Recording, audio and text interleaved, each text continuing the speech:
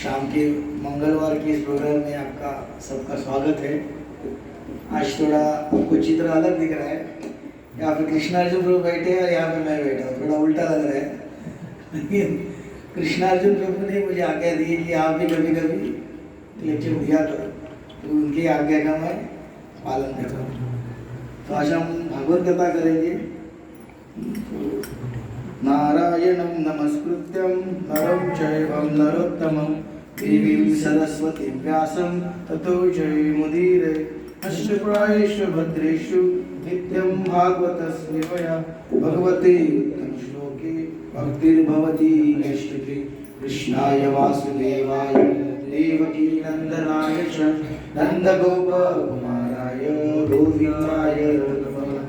हरे कृष्णा कृष्णा कृष्णा हरे हरे, हरे राम राम राम हरे हरे। हरे कृष्णा कृष्णा कृष्णा हरे हरे, हरे राम राम राम हरे हरे। हरे कृष्णा कृष्णा हरे हरे, हरे राम राम राम हरे हरे।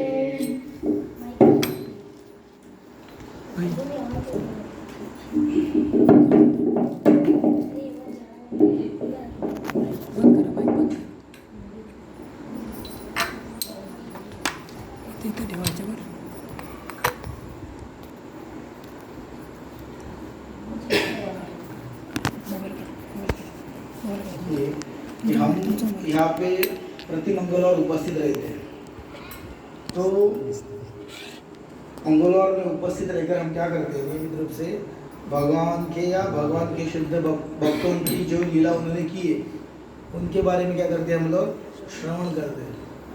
और कथा में कोई भी व्यक्ति नहीं आता है। कथा में आने के लिए भी आप सबका पिछले जन्मों का बहुत पुण्य कर्म होना चाहिए।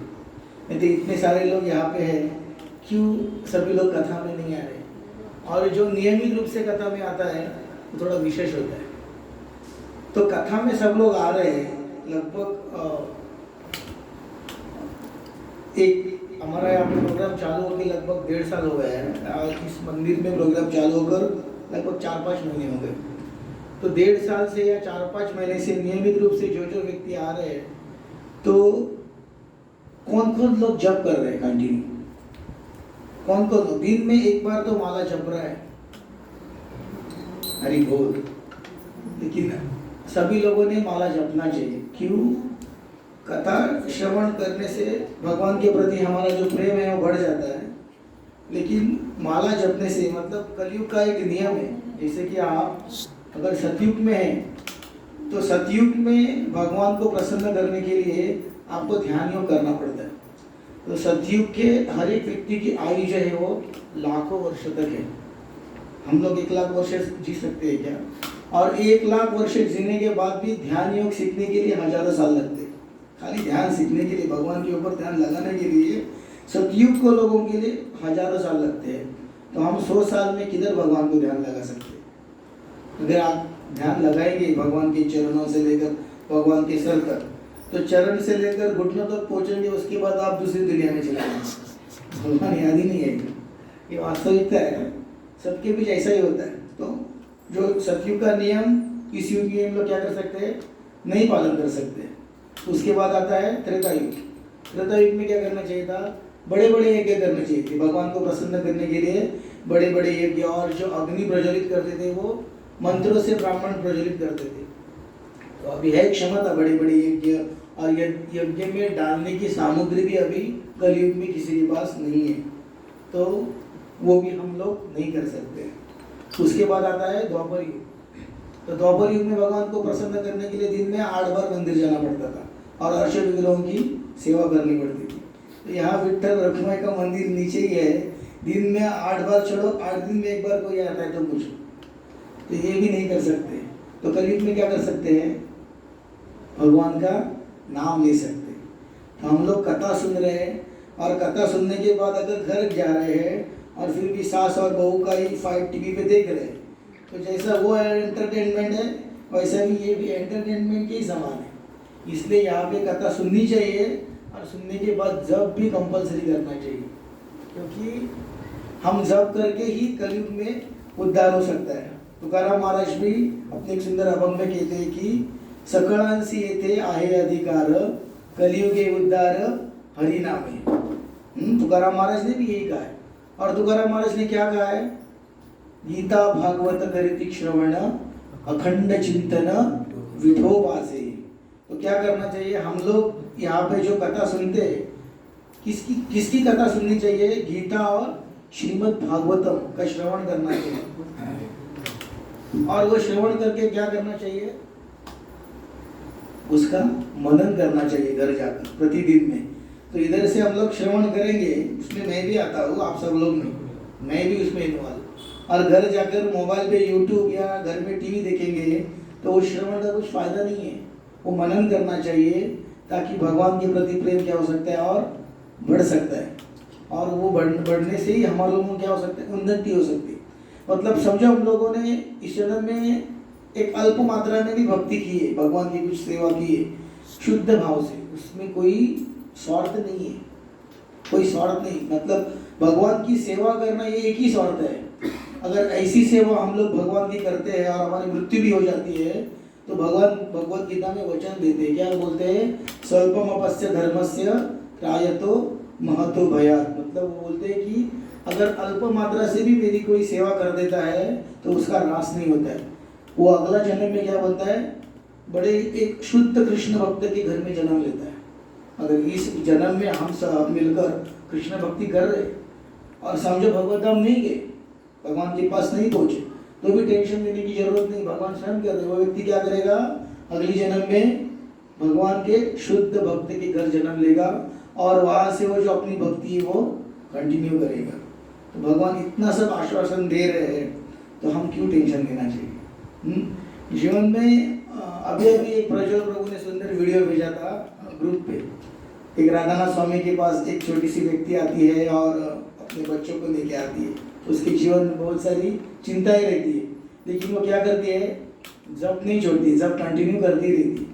तो हमारे जीवन में ऐसा नहीं कि हम लोग यहाँ पे गाथा पे बैठ रहे, भगवान का श्रवण कर रहे, कीर्तन कर रहे, डांस कर रहे हैं, प्रसाद ले रहे हैं। इसका मतलब क्या है कि हमारे जीवन में कठिनाइयाँ नहीं आएगी, लेकिन वो आते समय भी भगवान को नहीं भूलना चाहिए, भगवान का नाम हमेशा लेना चाहिए। तो भगवान के नाम की महिमा क्या है, इसके ऊपर आज थोड़ा चर्चा करेंगे। ज़्यादा समय नहीं लूँगा, मैं 20-25 मिनट में मेरी कथा खत्म कर दूँगा। कृष्ण अर्जुन प्रभु जी ऐसा मेरा सामर्थ्य नहीं है। तो देखिए कि पद्म पुराण के पाताल खंड में ये वर्णन आता है। एक दिन क्या होता है कि जनक राजा को कौन कौन जानते हैं? जनक महाराज। सुना है किसी ने जनक महाराज के बारे में? माता सीता के कौन है? वो पिता है, और प्रभु श्री राम के ससुर भी है। लेकिन भौतिक दृष्टिकोण से वो भगवान राम के कौन है? ससुर है, लेकिन आध्यात्मिक दृष्टिकोण से भगवान के महान भक्त है। जो वो उनके राज्य को भी वैदेह राज्य कहा गया है। वैदेह यानी जनक महाराज जो थे वो अपने देह के लिए कार्य नहीं करते थे। मतलब एक राजा के पास अमाप संपत्ति है, बहुत कुछ है, पूरी विश्व के ऊपर वो व्यक्ति क्या कर रहा है? राज्य कर रहा है, तो इंद्रिय तृप्ति कर सकते हैं ना। हाँ, अपने बच्चों को लेकर घूमना फिरना, अच्छा खाना, मजा मस्ती सब करना। लेकिन जनक महाराज के पास ये गुणवत्ता नहीं थी। जनक महाराज जो भी करते थे अपनी प्रजा के लिए कार्य करते थे, इसलिए उनके राज्य का एक नाम था, अपने देह के लिए नहीं कर रहे थे, इसलिए उनका नाम था वैदेह राज्य। इसलिए माता सीता का भी एक नाम है वैदेही। जनक राजा की पुत्री है, वैदेह राज्य की वो पुत्री है, इसलिए उनका नाम है वैदेही। ऐसे राजा थे, वो आधे राजा थे और आधे साधु थे, और उनके मुख से हर एक नाम शुद्ध निकलता था। जैसे कि हम लोग हरे कृष्ण महामंत्र ले रहे हैं, उस हर एक महामंत्र में अभी भी भौतिक आसक्ति है, वो शुद्ध नाम अभी भी हमारे मुख से नहीं निकल रहा है। लेकिन जनक महाराज के हर एक नाम ले रहे थे वो कैसा था? शुद्ध नाम था। तो जैसे उनकी आयु खत्म हो जाती है तो उनको विष्णुदूत आकर वैकुंठ की ओर लेके जाते हैं। ये पद्म पुराण के पाताल खंड में इसका वर्णन आता है। तो जाते जाते क्या जनक महाराज विनती करते, रिक्वेस्ट करते विष्णुदूत से कि मुझे ये जो भौतिक विश्व है, इस ब्रह्मांड का थोड़ा सा नज़ारा देखना है, कैसा क्या चल रहा है इस भौतिक विश्व में। तो जाते जाते वो नरक की ओर से जाते। तो नरक में कौन जाता है? नरक का वर्णन भागवतम के 5वें स्कंद में आता है। बहुत ही भयानक वर्णन है। मतलब ऐसे लोग नरक में जाते हैं, मतलब वो अपनी पतिव्रता स्त्री को छोड़कर अन्य स्त्रियों का संग कर देते हैं, मांसाहार भी कर देते हैं, शास्त्र में दिखा, मदिरा पान कर देते हैं, जुआ खेलते हैं। ऐसे लोगों को, और भगवान विष्णु का एक भी बार नाम वो कभी अपने मुख से नहीं लेते हैं, ऐसे व्यक्ति कहाँ पे जाते हैं? नरक में चले जाते हैं। तो ऐसे व्यक्ति नरक में वास कर रहे थे, और जनक महाराज कहाँ से जा रहे थे? नरक की ओर से जा रहे थे। तो नरकवासी क्या करते हैं? उनको विनंती करते हैं कि आपके शरीर से जो भी सुगंध निकल रही है जनक महाराज के शरीर से, उसको उनको क्या मिल रहा है? आनंद मिल रहा है। तो आप यहाँ पे ही रुकिए। अभी जनक महाराज तो कहा गए हैं वैकुंठ में अभी गमन करने वाले हैं, और नरक सबसे नीचा स्थान है, तो वहाँ पे रह सकते हैं। अब हम लोग भक्ति करने के बाद भगवान ने विष्णुदूत भेजे हैं और वो लोग नरक में रहने के लिए नरकवासी बोल रहे, तो रह सकते हैं क्या? नहीं रह सकते। लेकिन जनक महाराज वहाँ पे रहते। क्यों? क्योंकि भगवान से भी दयालु भगवान के शुद्ध भक्त होते। क्यों? क्योंकि उनकी शरीर से जो सुगंध आ रहा है उसकी वजह से उनको आनंद मिल रहा है। तो ये दृश्य क्यों देखते हैं? यमदेव देखते, यमराज देखते हैं। तो यमराज कौन है? नरक के इंचार्ज है, वो राजा है। ऐसा कि यम देवता बुरे नहीं है। यमदेव 12 महाजनों में एक आते हैं, महान वैष्णव है। 12 महाजनों का भी नाम यहाँ पे मैंने लिखा है। उसमें से यमराज है, शिव है, नारद मुनि है, सनत कुमार है, कपिल है, मुनि है, जनक है, भीष्म, बलि महाराज, व्यासदेव, प्रहलाद महाराज और यमराज, मतलब जनक राजा भी 12 महाजनों में से एक है और यमराज भी। और इन दोनों के बीच वार्तालाप हो रही है। यमदेव उनको क्या कहते हैं यमराज जी आकर कि आप यहाँ पे कैसे पहुँचे, आपको यहाँ पे लाना तो छोड़िए, उस नज़र से देखने की भी दुस्साहस मेरे यमदूत आपके पास नहीं करेंगे। आपका तो स्थान तो परम वैकुंठ में, आप यहाँ पे क्यों आए? तो वो कहते हैं कि मेरे आने से नरकवासियों को आनंद मिल रहा है, इसलिए मैं यहाँ पे हूँ। तो फिर जनक राजा बोलते हैं कि क्या करेंगे, इनको तो यहाँ से मुझे लेके जाना ही है, नहीं तो मैं यहाँ से नहीं जाऊँगा। अभी यमदेव का टेंशन में आते हैं। तो यमदेव उनको एक उपाय बताते हैं, वो उपाय से उनकी छुटकारा होगी।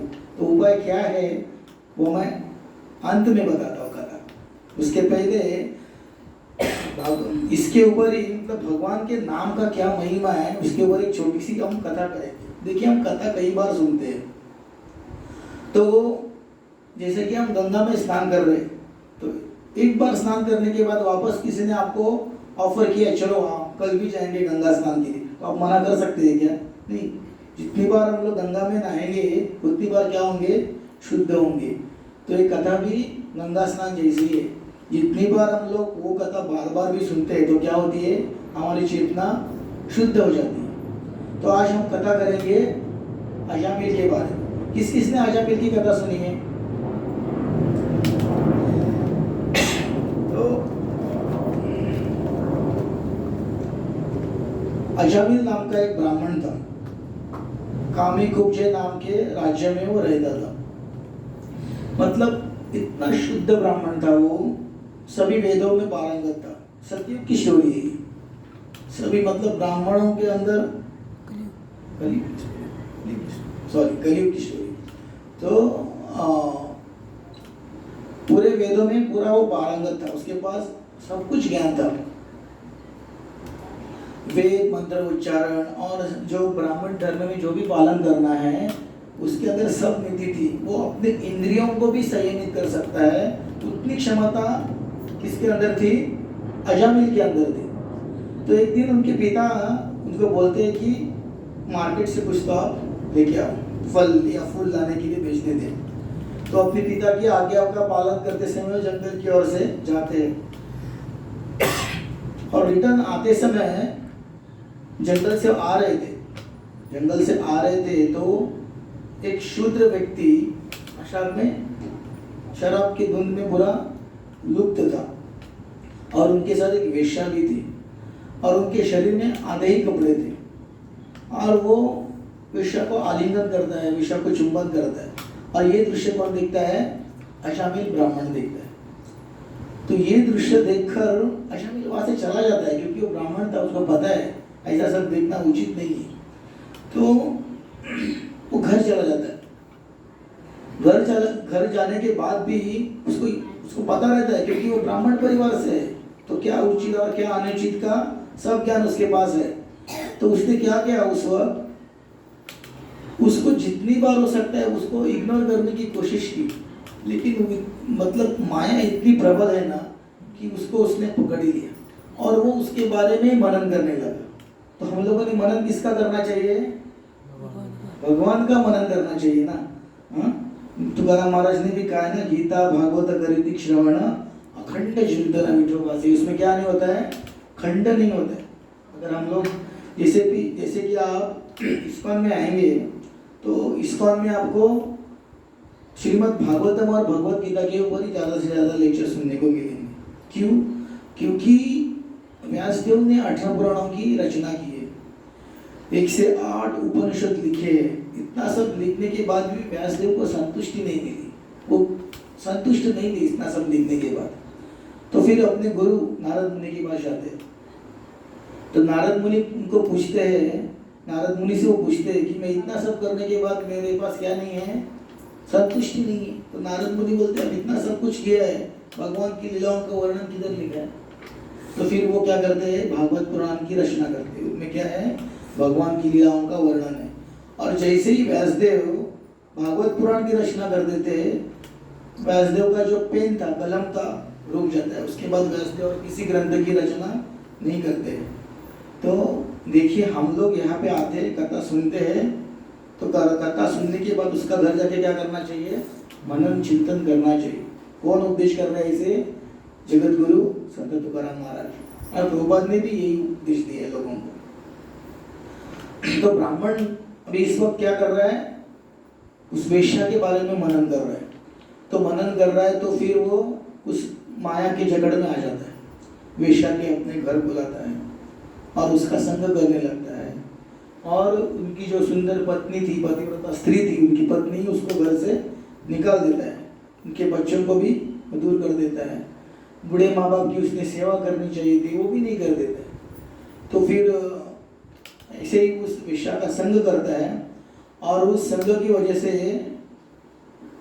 जितने भी उसकी माँ बाप की धनराशि थी उसके पास, वो सब खत्म हो जाती है। और वो जो स्त्री थी उसको क्या चाहिए? मजा मस्ती चाहिए। वो कोई संसार करने वाली स्त्री नहीं थी। जो मिल रहा है एंजॉयमेंट जीवन में करने को मिला, बस ऐसा कर करके उसका सब धन खत्म हो जाता है। किसका? ब्राह्मण का। और वो वेश्या का संग करने की वजह से उसके अंदर का ब्राह्मणत्व भी नष्ट हो जाता है। तो अभी धन तो खत्म हुआ है, उसके अंदर का ब्राह्मणत्व भी खत्म हुआ है। कोई ब्राह्मण का काम करने के लिए भी घर नहीं बुला रहा है। ऐसी स्त्री का संग करने के बाद कौन बुलाएगा? तो सडनली क्या हो जाता है, उसके पास ऑप्शन नहीं रहता है। तो वो क्या काम करने लगा? स्त्रियों को किडनैप करने लगा, बच्चों को किडनैप करने लगा। और वो बोलने लगा, हेलो, जैसे कि आप फिल्मों में देखते हैं ना, मैंने आपके बच्चों को या अपनी बेटी को किडनैप किया है और अमुक अमुक एरिया पे आइएगा, पुलिस को मत बताइएगा। पुलिस को बताएगा तो आपके बच्चों को मैं क्या करूँगा? मार डालूंगा। धमकी दी जाती है ना, फिल्मों में देखा है। अजामिल वही कर रहा था। उसने कहा, हेलो, मैं निवाड़े के टंकी के नीचे हूँ, आपके बच्चे को लेके आइएगा, एक हाथ से आपका बच्चा लेके जाइएगा, एक हाथ से धनराशि दीजिएगा। तो अजामिल को डर डर के लोग क्या कर रहे थे, वो ऐसा भी काम करने लगा, जुआ खेलने लगा। जुआ खेलना सबसे बुरी बात है। हमारे प्रभुपाद ने 4 नियम बताए, उसमें से जो जुआ खेलना है बहुत बड़ा महापाप में गिना जाता है। वो भी खेलने लगे। जुआ खेलना मतलब क्या? लोगों को फंसाना और पैसा कमाना। तो वो भी पाप करने लगा। फिर लोगों से वो क्या करता था? कर्जा लेता था और उनका पैसा वापस वो नहीं देता था। ऐसा उसने वो स्त्री थी, उसका 86 अपने जीवन का 86 साल तक उपभोग लिया, 86 साल तक। और 86 साल तक उसको 10 बच्चे हो गए। 10 बच्चों का लालन पालने करने के लिए तो इतना सब तो उसको करना ही पड़ा। तो ये जो भागवतम में वर्णन है वो सुखदेव गोस्वामी और परीक्षित महाराज के बीच हो रहा है। तो सुखदेव गोस्वामी ऐसा नहीं वर्णन कर रहे कि वो 10 बच्चे अजामिल के करके। वो 10 बच्चे किसके लिख रहे हैं? दासी के। जो 9 बच्चे थे वो दासी के थे, मतलब वो दासी इनके साथ भी रहती थी और अन्यों के साथ भी रहती थी। और उनके सभी बच्चों का लालन पालन कर रहा है। कौन कर रहा है? अजामिल। मतलब इतना नीचे तक गिरा था वो अजामिल, तो उसको कुछ हर हद उसने पार कर दी थी। तो एक दिन क्या होता है, जब 10वीं बार अजामिल जो उनकी साथ वो स्त्री थी, वेश्या थी, वो गर्भवती थी। तो सुखदेव गोस्वामी देखते कि 10वां बच्चा किनका है? अजामिल का है। तो वो गर्भवती थी। तो उस वक्त उस गांव से साधु जा रहे थे। तो साधु पूछते कि यहाँ गांव में रहने के लिए अच्छी जगह कहाँ पे है? तो हालांकि उस वक्त लोग भी लोगों का मजाक उड़ा देते थे। तो कहते, वो लोगों ने भी सोचा है एक अजामिल ब्राह्मण होकर भी इतना घिनौना काम कर रहा है, इन साधुओं को ब्राह्मण के पास ही अजामिल के पास भेज देते। फिर उन साधुओं को क्या बोलते हैं, आप जाइए, उस गांव में थोड़ा एक अजामिल नाम का एक व्यक्ति रह रहा है, बहुत सुंदर व्यक्ति है, वो आपकी देखभाल अच्छी तरह से करेगी। और उनको अजामिल के घर में भेज देते। तो अजामिल उस वक्त घर में नहीं थे, उनकी पत्नी थी। तो पत्नी ने देखा है साधु रहने के लिए जगह मांग रहे हैं, तो उन्होंने क्या किया, बाहर ही थोड़ा सा उनको जगह दे दिया, खाने पीने के लिए कुछ सामान दे दिया। तो सामान साधु अपना ही खाना बना अंदर पका के खा रहे थे बाहर की जगह पे। तो साधु उधर रहने के बाद साधु को थोड़ी देर में समझ में आ गया कि हम लोग क्या हो गए, अरे बाबा ये तो गड़बड़ हो गया, गलत जगह पे पहुंच गया हम लोग। अभी साधु को तो क्या कर सकते, साधु कुछ नहीं कर सकते ना, क्योंकि उन्होंने भी कुछ बुरा व्यवहार साधुओं के साथ नहीं किया, रहने के लिए जगह मांगी, जगह उन्होंने दे दी। अभी साधु क्या करेंगे, तो साधु दूसरे दिन जा रहे थे, इस एरिया में रहना क्या है उचित नहीं है, इसलिए साधु वहां से जाने का सोच रहे थे। तो जब जाने का सोच रहे थे तो उसने ना क्या कहा, उस स्त्री को और अजामिल को क्या कहा कि अभी जो आपकी स्त्री गर्भवती है, अगर इसके बाद इसको बेटा होने वाला है और उस पुत्र का नाम आप क्या रखो, नारायण रखो। तो थोड़ी देर के बाद उनको पुत्र हो जाता है, तो पुत्र का नाम साधु के कहने की वजह से लोग क्या रखते हैं, नारायण रखते हैं। तो देखिए जो पुत्र था वो सबसे परिवार में कैसा था, छोटा था। अब देखिए घर में अभी भी किसी भी घर में सबसे जो छोटा होता है वो बहुत लाडला होता है, उसका ध्यान थोड़ा स्पेशल किया जाता है, हाँ उसका देखभाल थोड़ा अलग तरीके से किया जाता है, क्योंकि वो छोटा है ना, परिवार में सबसे छोटा है। तो अजामिल उस बच्चे के प्रति आसक्त हो गए, तो फिर बार बार बुलाने लगा, नारायण इधर आओ, नारायण उधर आओ, नारायण ये खाओ, नारायण वो खाओ। तो वो क्या कर रहा था, बार बार भगवान का नाम ले रहा था, हालांकि वो शुद्ध नाम नहीं था। जैसे कि हम लोग शुरू में इस्कॉन में आते हैं तो धोती कुर्ती वालों को हम लोग देखकर ही लगते हैं, अरे तो बहुत बड़े साधु है और वैकुंठवासी है। तो हम जब शुरू में नाम लेते हो कैसा होता है, आभास नाम होता है, हाँ? और थोड़े दिन के बाद समझ में आता है धोती कुर्ता नाम के लिए पहनता है, कैसा व्यक्ति है मुझे पता है। तो हम लोग क्या करते हैं, पास में उंगली दिखाना शुरू करते हैं, ये ऐसा है वैसा है, फिर उस नाम में क्या होती है, गड़बड़ हो जाती है। तो अजामिल बार बार क्या कर रहा था, नारायण को पुकार रहा था, नारायण नारायण नारायण, मतलब वो हर बार नारायण लेकर उसकी चेतना भी क्या हो चुकी थी, शुद्ध हो चुकी थी। लेकिन फिर भी उन्होंने पूरे जीवन भर बहुत बुरा काम किया, अपनी सुंदर पत्नी को छोड़ दिया, अपने बच्चों को छोड़ दिया, अपने माँ बाप की सेवा नहीं की, और बच्चों का लालन पालन करने के लिए उन्होंने क्या किया, सब बुरे कामों का उन्होंने शुरुआत की। तो अभी अजामिल 86 साल के हो गए, बूढ़े हो गए, और अभी बिस्तर पे है और उनकी मृत्यु के कगार पे है। कई क्षण में उनको मृत्यु होने वाली है। ऐसे हालात में जब थे तो उनको लेने के लिए कौन आते हैं, यमदूत आते हैं। कितने यमदूत आते हैं, 3। यहाँ फास्ट रहता है, वो 3 यमदूत आते हैं और उनको जस्ट फास्ट डालकर लेके जाने वाले ही थे। अजामिल देख के उनको डर जाते हैं। क्यों डर जाते हैं, उनकी आंखें बहुत बड़ी थी, गर्दन एकदम टेढ़ी, सर पे पूरे बाल, और एकदम भयानक दिख रहे थे। इतने भयानक दिख रहे थे कि अजामिल डर जाता है, पूरा डर जाता है अजामिल, और डर के क्या करता है, वो अपने पुत्र को पुकारता है, नारायण कहाँ हो, नारायण नारायण करके वो जोर से चिल्लाने लगता है। तो जैसे ही नारायण चिल्लाता है, हालांकि इस वक्त भी उसका अंदर शुद्ध नाम नहीं है, लेकिन वो अंतिम समय पे यम के जो फांस वो मराठी में फांसी बोलते हैं ना, ऐसा फांसा लेके आते हैं, लटक के अभी निकलने वाले थे उसको। मन बुद्धि और अहंकार ना, ये 3 शरीर लेके आदमी बाहर निकलता है, तो उसको निकलने वाले ही थे। उसी समय में यमदूतों को रोकने के लिए यहाँ पे वैकुंठ से कौन आते हैं, विष्णुदूत आते हैं। विष्णुदूत उनको वार्निंग देते हैं कि आप इसको नहीं लेके जा सकते। तो विष्णुदूत को पूछते हैं यमदूत, क्यों नहीं लेके जा सकते हैं? यमदूत क्वेश्चन करते हैं किसको, विष्णुदूत को। तो विष्णुदूत बोलते हैं, इन्होंने भगवान नारायण का नाम लिया है, ये व्यक्ति अभी क्या बन गया है, शुद्ध बन गया है, और यहाँ खाली शुद्ध ही नहीं, शुद्ध बनकर वैकुंठ में जाने के लायक बन गया है, तो आप इसको नहीं ले जा सकते। तो यमदूत देखते ही नहीं, इतने सुंदर व्यक्ति है, एकदम शरीर के ऊपर तेज है, कानून सर पे मुकुट है, कान में कुंडल है, पीतांबर पहने हुए है, इतने सुंदर व्यक्ति, तो उनके बीच भी ऐसी वार्ता होती है। और ये कौन दृश्य देख रहा है, अजामिल देख रहा है। अजामिल देख रहा है, और यमदूत भाग जाते हैं वहां से। कहाँ पे जाते हैं? यमराज के पास जाते हैं और यमराज को बोल देते हैं कि हम लोग कि देखिए आपने जो लिस्ट दी थी अजामिल को लेके आने के लिए, लेकिन ये लिस्ट में वो मैच नहीं हो रहा है। बोलते हैं यमराज, बोलते क्या हो गया? बोलता है इस व्यक्ति ने अंतिम समय में नारायण का नाम लिया तो तुरंत कोई ऐसे ऐसे व्यक्ति आ गए, बहुत सुंदर दिख रहे थे और उनका वर्णन उन्होंने किया। तो यमराज जी कहते हैं वो विष्णुदूत है। और यमराज जी कहते हैं कि नरक में कौन आएगा? बोलता है जिन्होंने एक बार भी जीवा के ऊपर भगवान हरि का, भगवान नारायण का, भगवान कृष्ण का नाम नहीं लिया, ऐसा ही व्यक्ति नरक में आ सकता है। और जो एक बार भी भगवान नारायण का नाम अपने मुख में लेता है उसके लिए ये जगह नहीं है।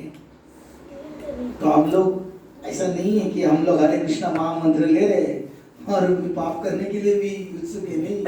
अजामिल जैसा चांस हम सबको नहीं मिलेगा। हाँ, तो हम लोगों ने नारायण का नाम लेना चाहिए, लेकिन वो दुष्कर्म नहीं करना चाहिए। और देखिए जो यमदूत थे उसका भी वर्णन आता है कि उन्होंने भी जो देखिए कुछ अच्छा कर्म नहीं किया था, इसलिए उनको वो काम मिल रहा है। किसी की जान लेना, किसी को यम फांसा में पटक के लेके जाना, ये किसी पुण्य कर्म करने वाले के ये काम नहीं मिलता है। उन्होंने भी ऐसा कुछ काम लिया किया रहेगा, इसलिए भी उनको क्या मिल गया? वैसा काम मिल गया। और उनको भी क्या लगता था कि सबसे श्रेष्ठ इस दुनिया में कौन है? यमराज ही श्रेष्ठ है। तो भी यमराज बोलते हैं कि मेरे से भी श्रेष्ठ कौन है? भगवान विष्णु, और वो सर्वश्रेष्ठ है। फिर विष्णु का वो स्तुति करते हैं और उनको भी भगवत कथा जैसा ज्ञान देते हैं। तो देखिए कि यमराज वहां से चले जाते हैं। विष्णुदूत उस वक्त अजामिल को नहीं लेके जाते। विष्णुदूत, ये दृश्य जब विष्णुदूत वैकुंठ में चले जाते हैं, यमदूत नरक में मतलब यमराज जी के पास चले जाते हैं और अजामिल का ठीक हो जाता है। थोड़े समय के लिए वो ठीक हो जाता है और वो सोचता है कि यदि मेरे पूरे जीवन का उसको याद आता है कि मैंने क्या कर दिया, अपने परिवार को छोड़कर एक वेश्या का संग कर कर उससे बच्चे उत्पन्न किए और मैंने पूरा मेरा जो पुण्य था वो क्षीण किया। इसलिए वो उनका भी त्याग कर कर कहाँ पे जाते हैं? हरिद्वार में जाते हैं। हरिद्वार में वो तपश्चर्या करते हैं और वहां से उनको विष्णुदूत वैकुंठ में लेके जाते हैं। तो देखिए इस कथा से हम क्या सीख सकते हैं? अजामिल को भगवान ने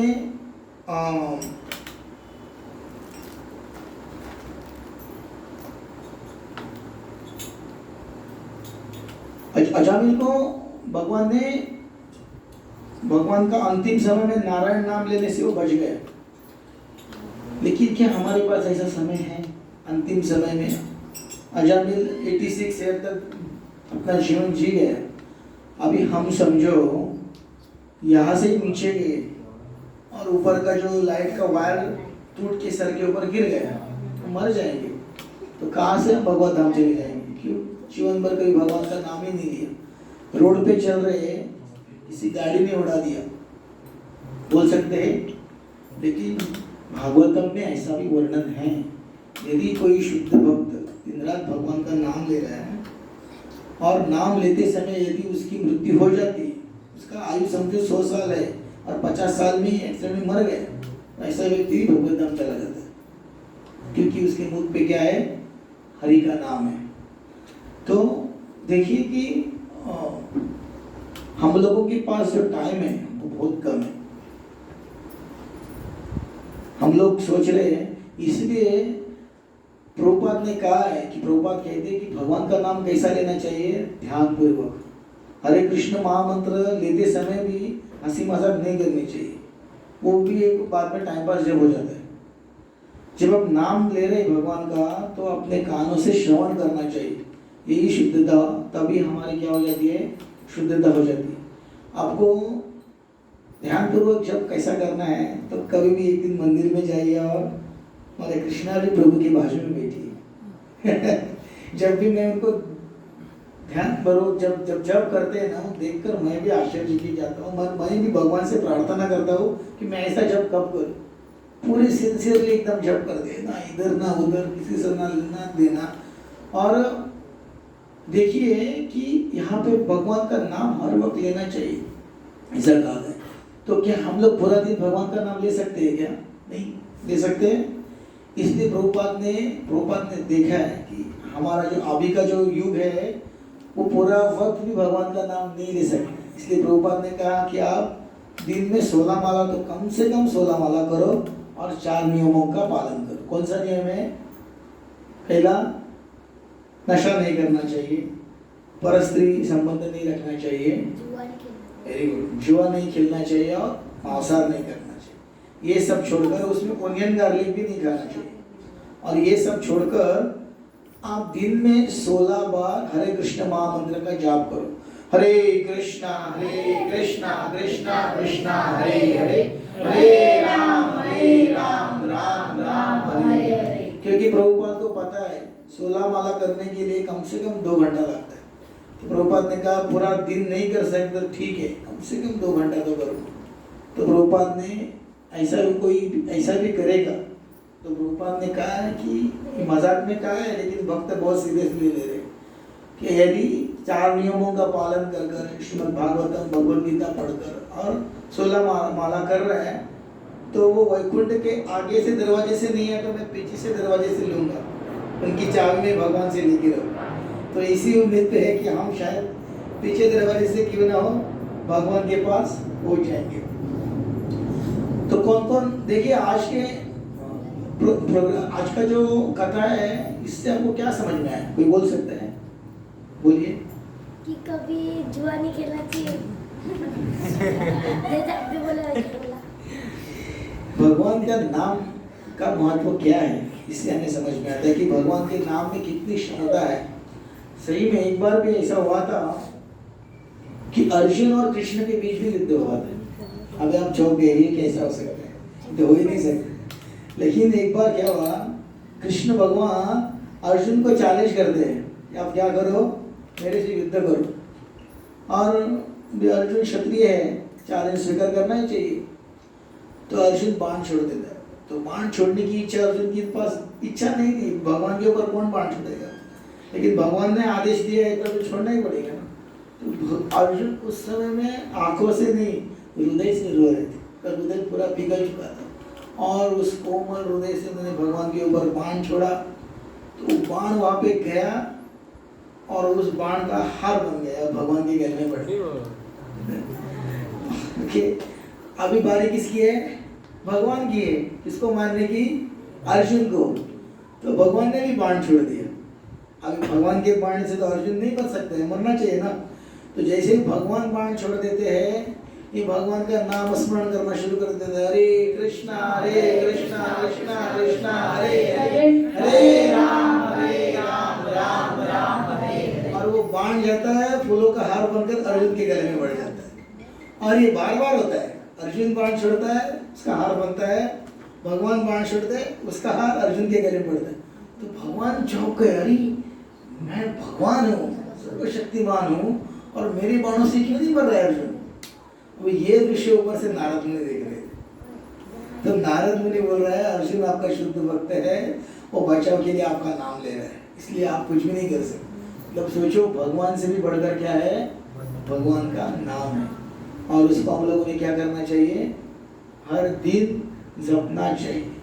तो भी इस कथा के बाद, घर जाने के बाद हो सकता है तो टीवी कम दिखेगा, और जो भी कथा है यूट्यूब द्वारा भी इसका के कथा मिलते हैं, वो देखिएगा, उसका मनन कीजिएगा। और प्रतिदिन कौन प्रॉमिस करेगा आज के बाद में कम से कम 1 माला करूंगा? किसके पास माला नहीं है मुझे कांटेक्ट कीजिएगा, मैं ये आने वाले अगले मंगलवार तक आपको माला मिल जाएगी प्रतिदिन। तो कथा में अगर कोई बुरा मेरे मुंह से निकल गया तो मैं सभी वैष्णव से क्षमा मांगता हूँ। हरे कृष्णा।